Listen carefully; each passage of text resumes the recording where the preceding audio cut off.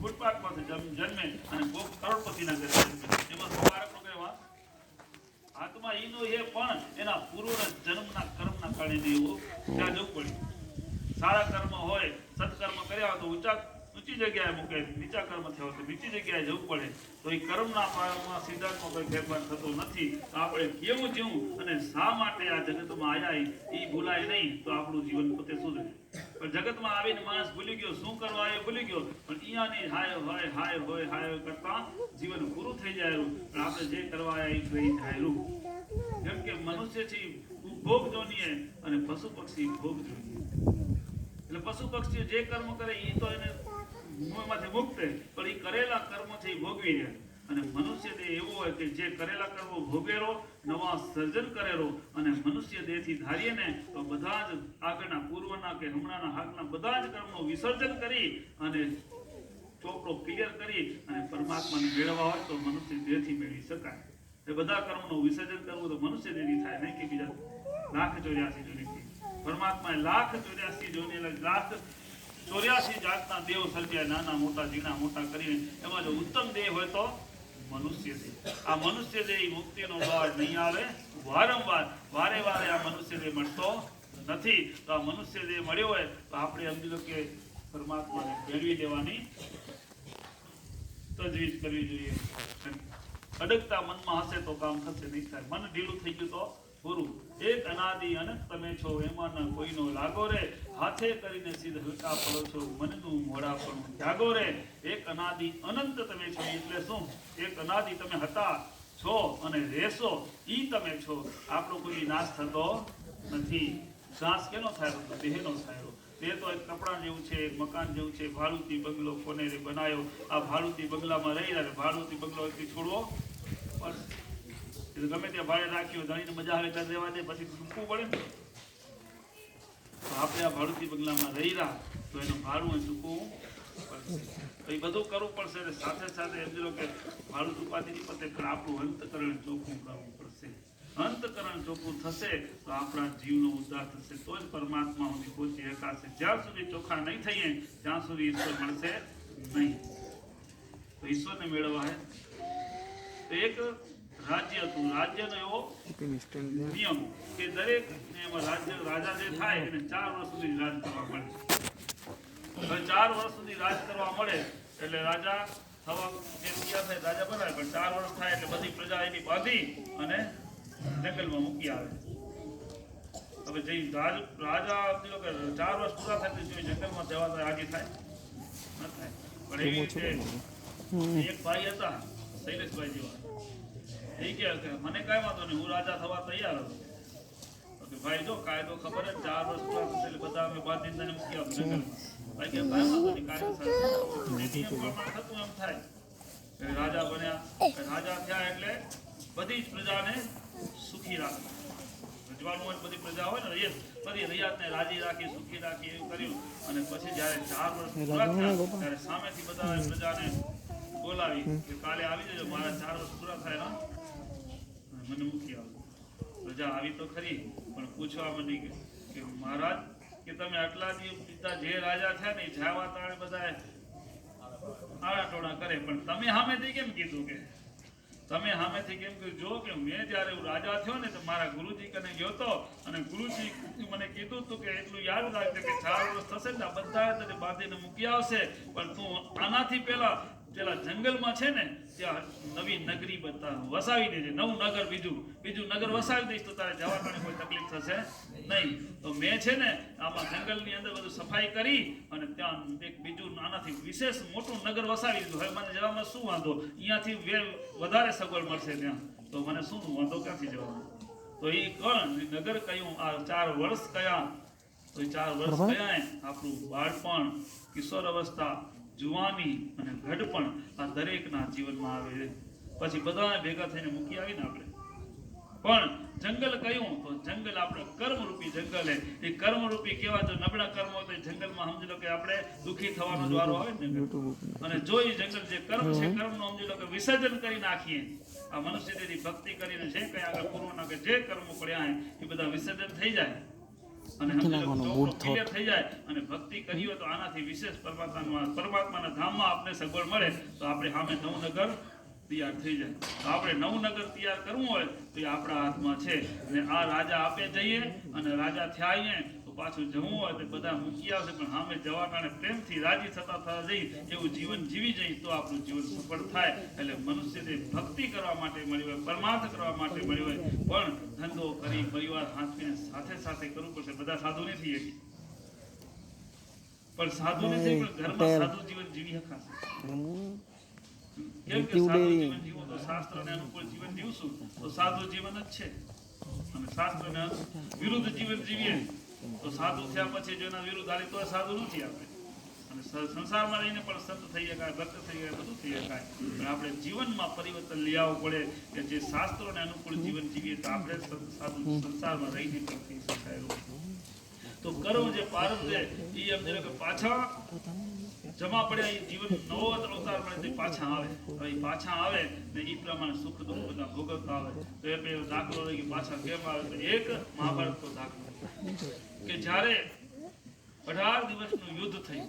હવે 18 દિવસનું યુદ્ધ થયું ત્યારે એમ કે પાંડવો કૌરવનો નાશ થઈ ગયો. પાંડવો અને કૌરવના યુદ્ધ થતે થતે જ્યારે કૌરવનો નાશ થઈ ગયો અને પછી જ્યારે પાંડવો જીતી ગયા ત્યારે સભા ભરીને બેઠા હતા. એમાં ધૃતરાષ્ટ્ર હતા, ભગવાન કૃષ્ણ હતા, બધા બેઠા હતા. અને ધૃતરાષ્ટ્રને ખબર હતી કે ભગવાન પહેલા ખબર નથી, પણ યુદ્ધમાં જ્યારે સંજયે બધું કીધું ને કે આ બધું રમત કોણ કરાવેલો, બધા કૃષ્ણની બધી રમત અને કૃષ્ણ ભગવાને ત્યારે એને સમજણ પડી ગઈ હતી. ત્યારે કૃષ્ણને પ્રશ્ન કર્યો કે જો કે મેં મારી જિંદગીમાં એવું મને સાંભળતું નથી કે એવું કોઈ પાપ કર્યું હોય કે જેના થકી મને અંધાપો આવ્યો, ને એવું કોઈ મને પાપ નથી સાંભળતું કે 100 દીકરા હોવા છતાં મને આ દીકરા ઉપયોગ ભગવાન વારો આવ્યો. ભગવાન કૃષ્ણ તો અંતર્યામી હતા. ભગવાને જવાબ દીધો કે જો કે તમે આ જન્મમાં એવું કોઈ પાપ નથી કર્યું, પણ આજથી 50 જન્મો પહેલા તમે પારધી હતા, અને પારધી હતા ત્યારે તમે એને પક્ષીઓને પકડવા માટે ઝાડ આવે ને એ ઝાડ પાથરી એમાં પક્ષીઓ ના બેઠા ને વૃક્ષ ઉપર બેસી ગયા.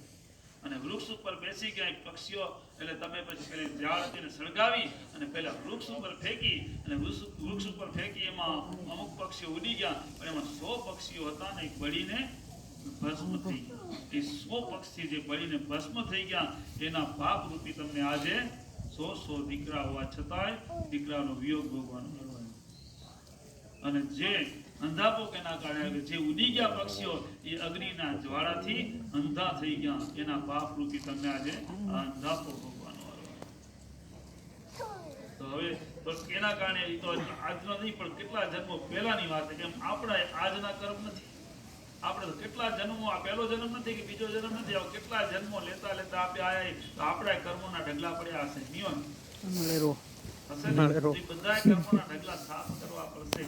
સાફ નહીં થાય કચરો એ બધું સમજો. અહીંયાથી એમાં વિશેષ ફેસિલિટી હપ્તે જંગલ સાફ કરાવવું પડશે. તો જંગલ સાફ કરાવશું કે ના આપણે જ કરવું પડશે, બીજું કોઈ કરી દેશે નહીં. એ પોતાને સાફ કરવું પડશે. તો શેના થશે? ભક્તિથી થશે, પરમાર્થથી થશે. અને ભક્તિ આ દેહ મનુષ્ય દેહથી થશે. તો આપણે હિસાબ ક્લિયર કરો તો મનુષ્ય દેહ થશે. બીજો કોઈ ઉપાય ખરો?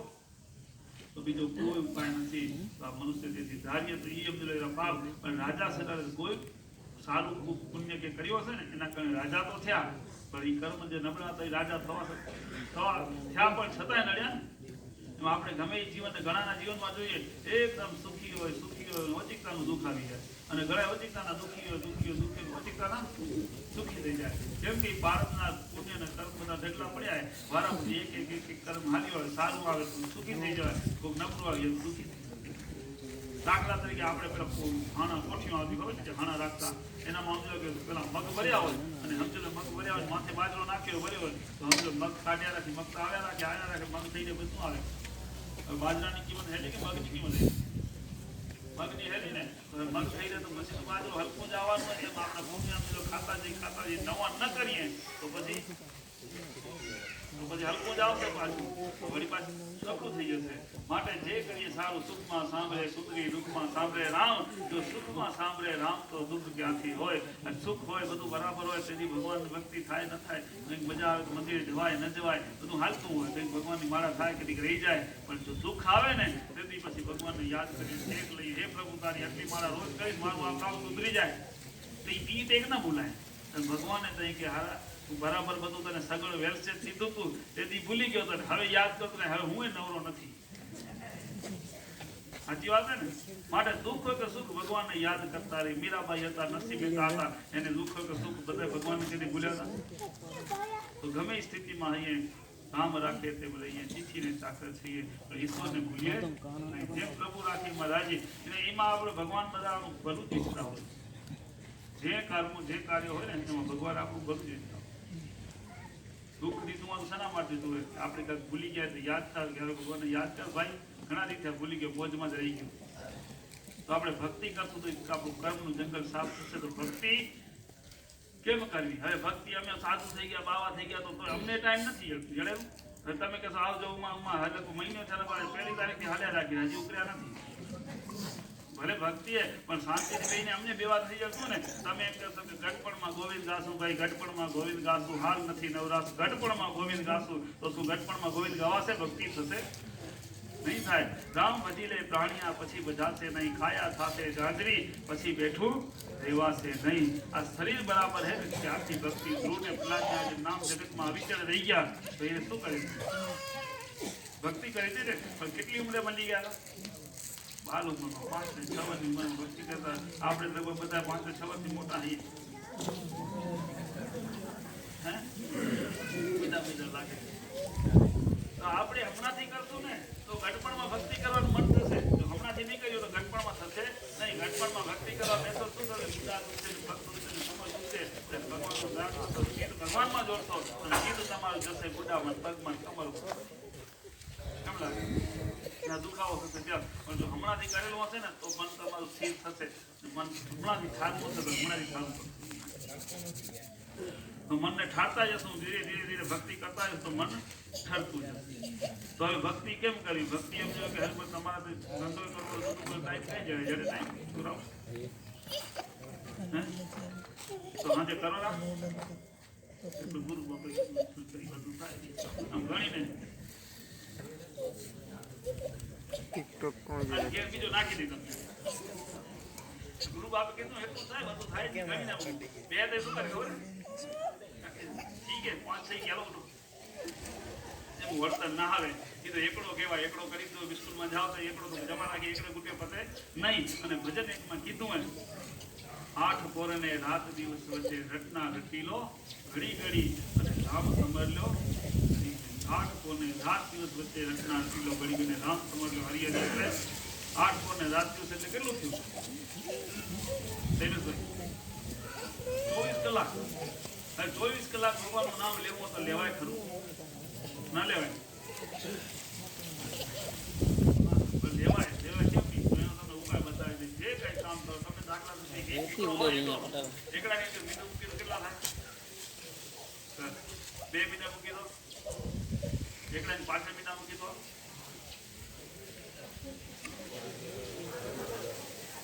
આ એકડો હોય તમે પેક કરો. આ એકડો હોય બરોબર ને? બીજા મીંડું આવે તો કેટલા થાય? આપા મીંડું આવે કેટલા થાય? આ પાછળ થી આગળ એકલાની આગળ મીઠું મૂકીએ તો કેટલા થાય? કીધું તો એક જ રે કદાચ એકડો એક પણ મીઠા વધારી નાખી તો 5 મીઠા મૂકી દઈ લો દાખલા તરીકે તો એક જ. મુદ્દા કેટલા થયા? 6 મુદ્દા થયા. હવે મુદ્દા 6 આપણા કરતા એ મુદ્દામાં આટલો જ ફરક કરી કે એકડો પાછળ એને આગળ લઈ લે તો કેટલા થાય? થોડા ઘણે લાગે લાખ થયા ને. હવે લાખ થયા મુદ્દા તો એટલા જ હતા ને 6 જ મુદ્દા. હવે 6 મુદ્દામાં એકડો સમજી પાછળ હતો તો એનો કિંમત એટલી ને એટલી વધી ને એને આગળ થયો તો વધી ગઈ ને કિંમત. તો આપણે આપણા જીવનમાં વિચાર કરીએ કે આપણા કને મુદ્દા એટલા જ છે. દરેક વ્યક્તિ અમારા કને તમારા બધા કને હો ને કયા મુદ્દા? તો જો કે એકડો છે કોણે? ઈશ્વર. તો બધાનો ઈશ્વર તો એક જ છે. એમાં કોઈ ફેરફાર ખરો? કે સત્તા માલિક એક, બધાનો માલિક એક, ઈશ્વર પરમાત્મા એકનો એક, પણ બીજા મુદ્દા એટલા છે કયો? પરિવાર, મિલકત, માયા, સમાજ, એ બધા મીંડા છે. મીંડાની જરૂર છે. લાખ કરવાનું મીંડા ખપે તો જ લાખ થાય, હે ને? પણ આપણે શું કરીએ? એકડાને વાય મૂકી દઈએ, મીંડાને મોર કરીએ. પરિવાર, સમાજ, મિલકત, માયા, એ પેલું. અને ભક્તિ તો ગઠમાં નિરાતે કરશું. હમણાં ક્યાં ટકરે આવે? પણ નહીં. અને જો એકડો મોર થઈ જાય, મીંડા પાય થઈ જાય, મીંડા મૂકી નથી દેવાના, મીંડા ભેગા જ રાખવાના, પણ એકડાને મોર કરવાના. એટલે ઈશ્વરને મોર રાખીને કરશું તો આપણી કિંમત વધી જશે. આજે મહાપુરુષ થઈ ગયા, જેને આજે શ્રીફળને ધજાઓ ચડેર્યું અને જેના નામ જગતમાં અમર થઈ ગયા, એને શું કર્યું હતું? એકડાને મોર કર્યો. તો આજે મીરાબાઈ નરસિંહ મહેતાને કોણ ઓળખે નહીં? એવો ખરા? બધા ઓળખતા ઓળખો ને છોરો? મીરાબાઈ નરસિંહ મહેતા.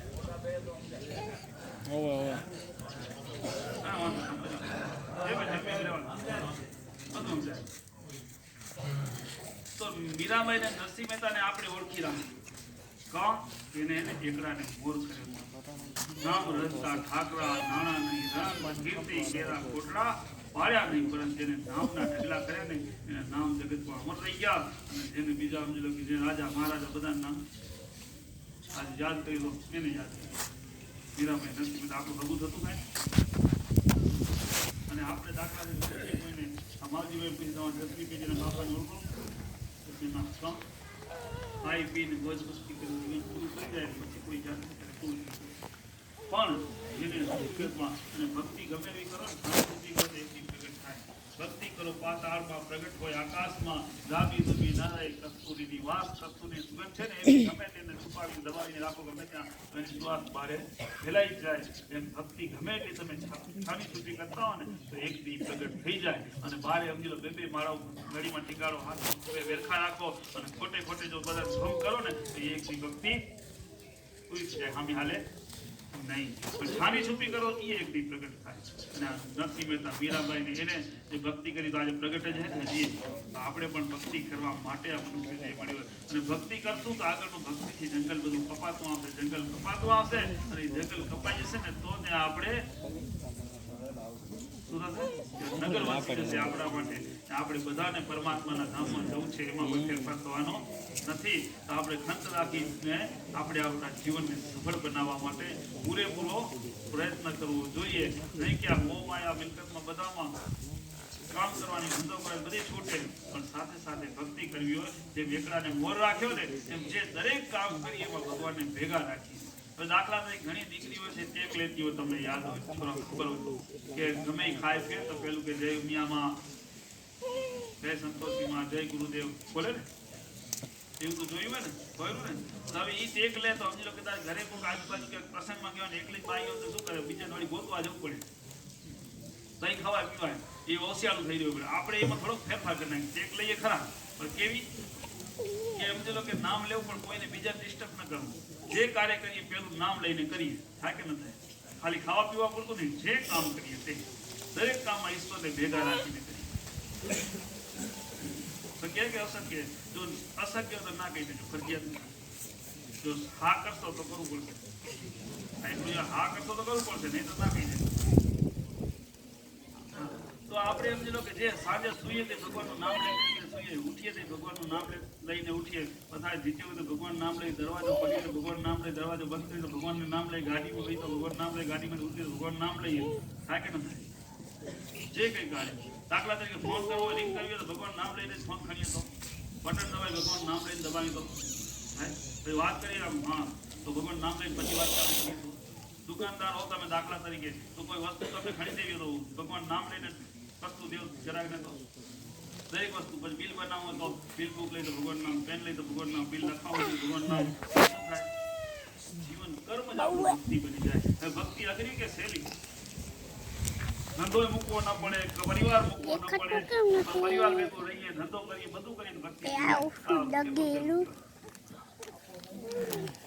એ આપો ના મૂકે ત્યાં જ તકલીફ. હું પણ જાય નહીં ત્યાં હું થી હરી વેગળો, સમજાય? હું પણ નથી નીકળું ત્યાં તકલીફ બસ. અને આવું તો પોતે હૃદય નિર્મળ થતું જ.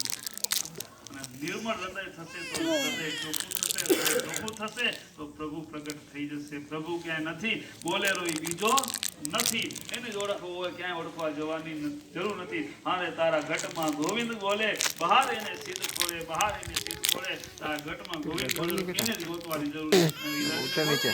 નિર્મળ કરો તો કોકણું અહંકાર અભિમાન મારું તારું વિરસા દેખાય કાઢી મૂકો.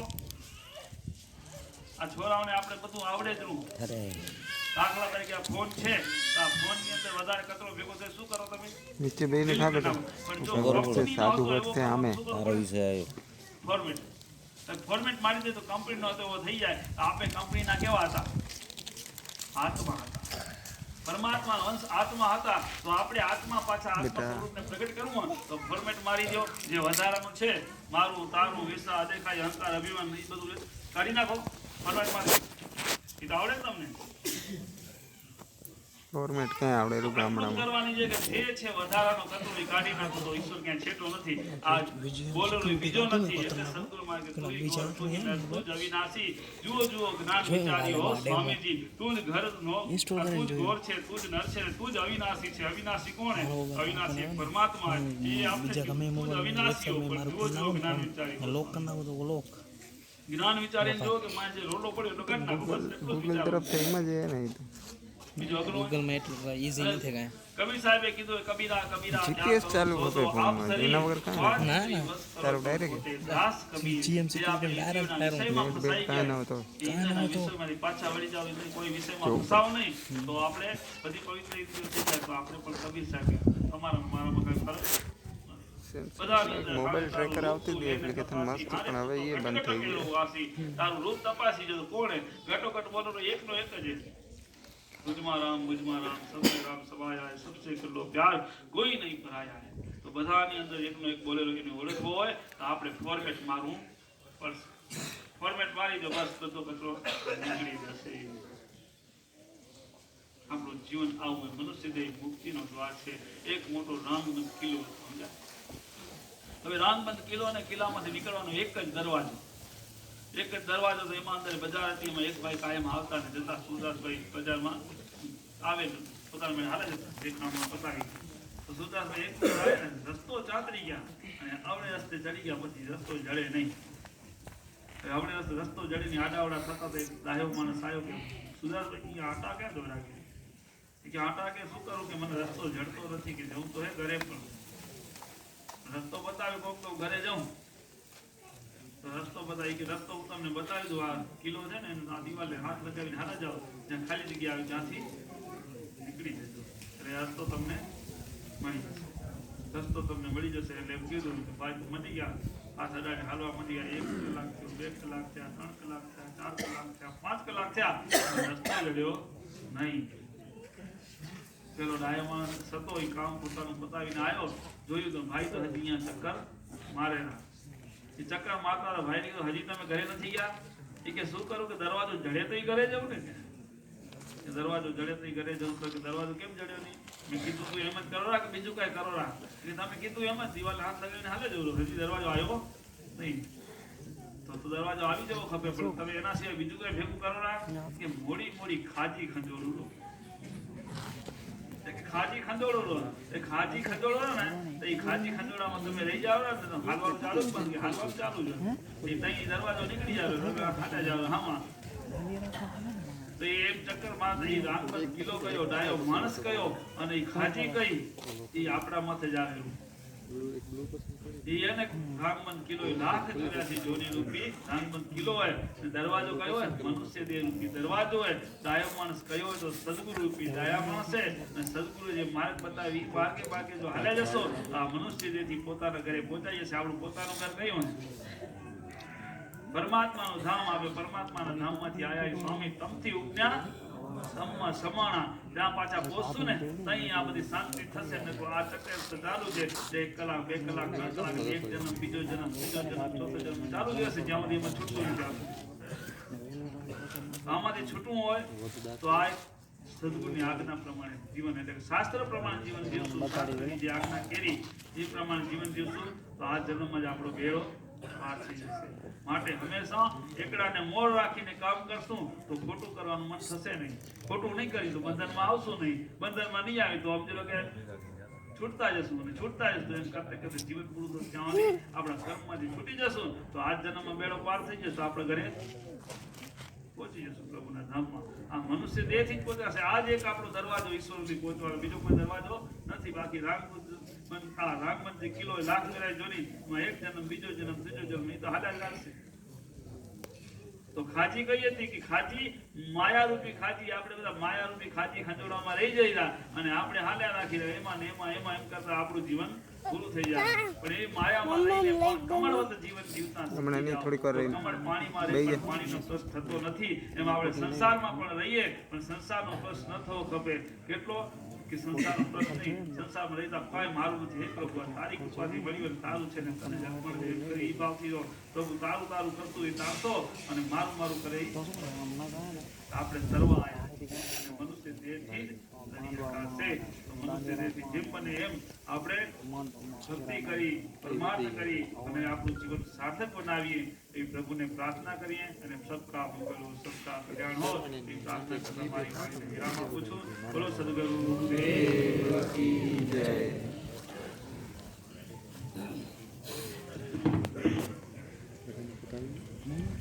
हाँ, आता किती